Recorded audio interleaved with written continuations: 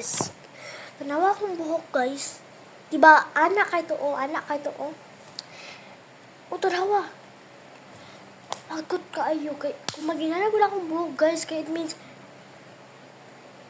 girl. Napagito guys, oh. Napa na guys, kamay na lang guys, okay na lang. So, tuho ko na gitar ana. Na may mga electric pa na kusog guys, ala-ala sa akong buhok. Tanawa ra.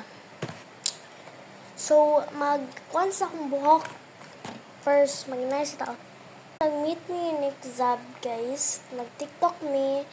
Pero, gidraft lang. Gidraft na mo. Uy, mahadlok mi.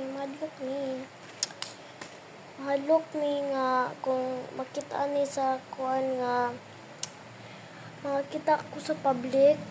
Kanang mahadlok na ako sa mga other YouTube, other TikTokers other TikTokers kuan ba kanang mga profile nila mahadlok mo kay basing ma-fun maganahan sila sa kuha ba kaysa sa kanis club. So dili na ako magpa-show ha sa YouTube lang ko sa TikTok kayo di ko kayo sa TikTok lang kayo sa YouTube. So dalit na lang.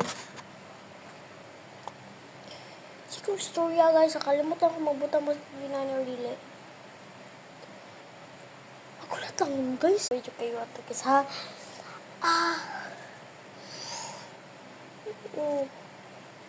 Magin-ani kog day kay mag-respect ko sa akong buhok malamang parto tam, partilta. Pag dyan ta guys, kay mag-isimar pag dyan yung babae, kabalong. Tanaw mo rin dyan akong ganahan.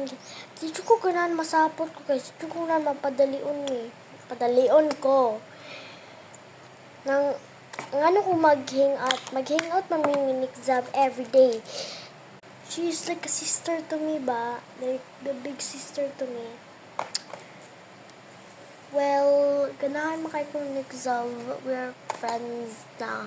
Ako na kung dahil ka pa sa inyo. Ganahan po siya sa akong mga attitude kay nalang po siyang attitude. Kabalo ka sa una guys. Best friend makay mi ana murag pas 14 years. Pas mga 14 years. Part 2 kaling guys, okay. 2 minutes na guys, 3 minutes akong timer kay di man jud ma 10 minutes sa TikTok. Tao nga walay TikTok ha.